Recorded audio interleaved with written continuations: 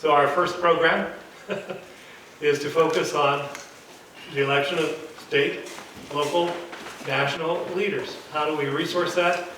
What does that mean for a local group like ours and for local citizens? And we are just lucky enough to have a good leader and gifted person within our own group that has experience on that. So let's give Mike a round of applause. Dave, thanks for the introduction. I'm going to talk to you for the next 40 minutes or so about the whole process of running for local office, starting way in advance and getting to election day. If there's one thing that you can get from my presentation, and that is politics is the art of the possible. You cut out of every other thing. What is possible this year might not be possible 2 years from now. And I'll give you an example. First of all, you run for local office because something happens, locally, whatever. And here's Crankshaft's one of my favorite cartoon strips. And he's got potholes, and he doesn't like having to get new tires and new hubcaps. So as he says here, he goes to City Hall and he gets the runaround. Now, of course, none of us have ever gotten the runaround by Island County staff. Everybody does everything they're supposed to do. The point is, it happens for various reasons. However, he took it the next step, and this is what I recommend. You communicate with your electeds. You do everything you can to get it solved, because why bother to go in any other way and run for office if you can get the problem solved? So you find common interests with your neighbors. You demonstrate to the electeds that you know the solutions, and it'll help the neighbors. It'll help the community.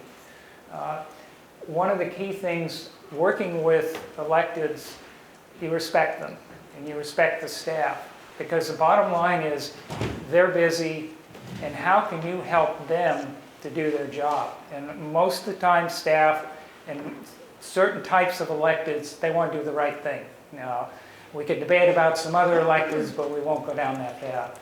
So if you know everything about the issue, and when you come forward, they can't blow smoke at you. 3 examples of where we had an effect years ago, 12, 13 years ago.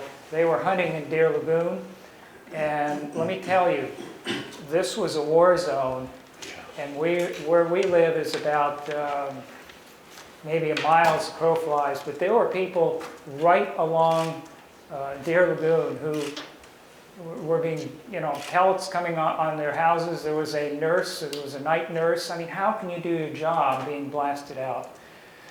So we petitioned the county, and luckily we had 3 Democrats at the time, and we got a courageous vote.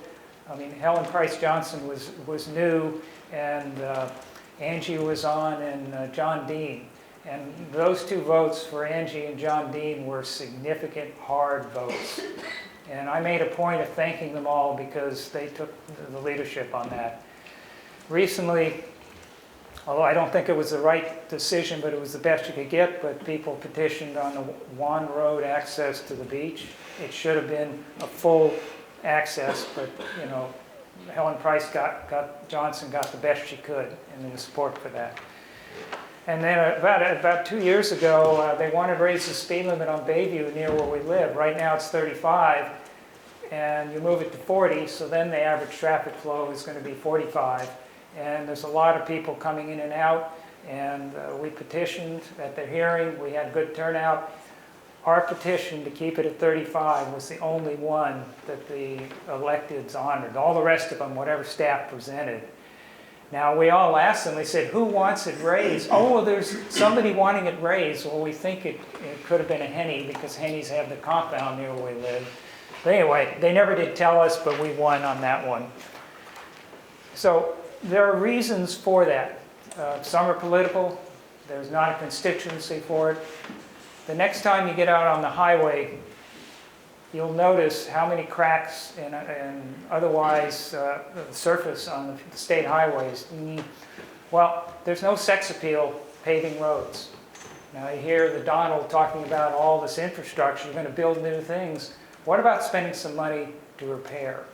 But the point is that electeds you can't have a ribbon cutting to open a new stretch of road that's just been resurfaced. There was something, I think it was on CBC recently, it's 50 times more expensive to repair a road that's gotten to the point where the substrata is ruined than to patch it and put a new surface on it. So in a sense, that's one of the reasons that sometimes the electeds don't do what you want them to do.